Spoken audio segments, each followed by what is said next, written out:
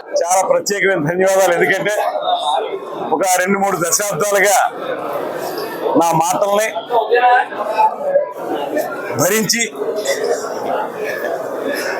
ఎక్కువ మాట్లాడినా కూడా లేదా తక్కువ మాట్లాడినా సమపాళ్లలో పత్రికల ద్వారా ప్రజలకు తెలియజేసి దుర్గేష్ బాగానే మాట్లాడుతున్నాడు అనిపించుకోవడానికి మీరందరూ ఎంతో దోహదం చేశారు. అందుకు మీ అందరికీ కూడా ధన్యవాదాలు. ప్రధానంగా ఈరోజు చాలా సంతోషంగా ఉంది. ఆంధ్రప్రదేశ్ రాష్ట్ర రాజకీయాల్లో ఒక సరికొత్త మార్పుకి శ్రీకారం చుడుతున్నటువంటి సందర్భంలో ఆ క్రతువులో నేను కూడా భాగస్వామ్యం కావటం నాకు ఆనందం కలిగించేటువంటి అంశం. ముఖ్యంగా మా అధ్యక్షులు పవన్ కళ్యాణ్ గారు నా మీద పెట్టినటువంటి ప్రత్యేకమైనటువంటి బాధ్యత, నా మీద చూపించినటువంటి అభిమానం, అదేవిధంగా దానికి మద్దతు పలికినటువంటి ఆంధ్రప్రదేశ్ రాష్ట్ర సరికొత్త ముఖ్యమంత్రి గారు శ్రీ నారా చంద్రబాబు నాయుడు గారు, వారిద్దరికీ కూడా ప్రత్యేకమైనటువంటి ధన్యవాదాలు తెలియజేస్తా ఉన్నాను. ఒక 5 సంవత్సరాల కాలం ఈ రాష్ట్రంలో అభివృద్ధి అనేది కుంటుపడిపోయి కేవలం బటన్ నొక్కడం వరకు మాత్రమే పరిమితమై రాష్ట్రంలో అభివృద్ధి అనేటువంటిది ఏ కోసానా కనపడినటువంటి సందర్భంలో ఇవాళ ప్రజలందరూ కూడా 1000 ఆశలతోటి మా వైపు చూస్తూ ఉన్నారు. మొన్న జరిగిన ఎన్నికల్లో కూడా అంత అద్భుతమైనటువంటి మెజారిటీ రావటానికి మాకు 164 సీట్లు మాకు మ్యాండేట్ ఇవ్వడానికి ప్రధానమైన కారణం వైఎస్ఆర్ కాంగ్రెస్ పార్టీ విధి విధానాల మీద విసిగి వేసారిపోవడంతో పాటు జగన్మోహన్ రెడ్డి గారు లగాయతూ కింది స్థాయి కార్యకర్త వరకు కూడా అప్పటి ప్రతిపక్ష నాయకుల్ని వ్యక్తిగత దోషులు చేసినటువంటి సందర్భాన్ని ప్రజలందరూ కూడా యావగించుకున్నారు.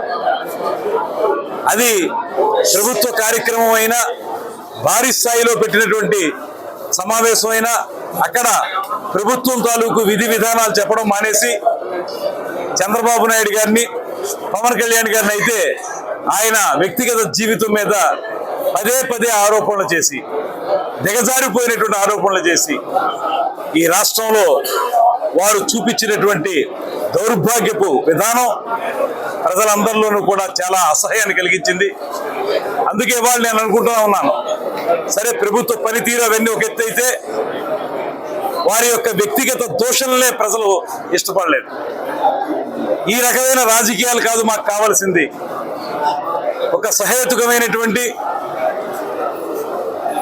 విమర్శలతో కూడినటువంటి రాజకీయాలు కావాలి. కానీ వ్యక్తిగత దోషణలకి, వ్యక్తిగత జీవితాలకి సంబంధించిన అంశాల మీద మాట్లాడితే మిమ్మల్ని మేము మళ్ళీ అధికారంలోకి తీసుకురామనేటువంటి మాటని ఒక చెంపపెట్టుగా ఇచ్చినటువంటి సందర్భం మనకు కనపడతా ఉంది.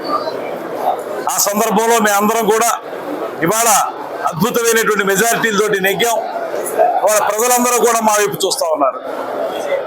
ఏదైతే మేము ఎన్నికల్లో హామీలు ఇచ్చామో, ముఖ్యమంత్రి గారు ఎన్నికల సమావేశాల్లో ఇచ్చినటువంటి హామీల్లో ప్రధానమైంది 3000 ఉన్నటువంటి పెన్షన్ని 4000కి పెంచడం. గతంలో కూడా వైఎస్ జగన్మోహన్ రెడ్డి గారు 2000 ఉన్న పెన్షన్ 3000 చేస్తా అన్నాడు. ఆయనకి 3000 చేయడానికి 5 సంవత్సరాలు పట్టింది. మాకు ఇవాళ ఎప్పుడైతే ఆయన ముఖ్యమంత్రిగా పదవి స్వీకారం చేసి సెక్రటేరియట్లో ఛార్జ్ తీసుకున్నారో ఆ మొట్టమొదటి రోజునే 3000ని 4000 చేసినటువంటి ఫైల్ మీద సంతకం పెట్టిన సందర్భం మీకు మనం చేస్తా ఉన్నాను. అదేవిధంగా మెగా డిఎస్సి అనేటువంటిది ఊరించి నిరుద్యోగ యొక్క ఉసురు పోసుకున్నటువంటి వైఎస్ఆర్ కాంగ్రెస్ ప్రభుత్వం విధానం కాకుండా వచ్చిన వెంటనే ఫైల్ మీద సంతకం చేశారు.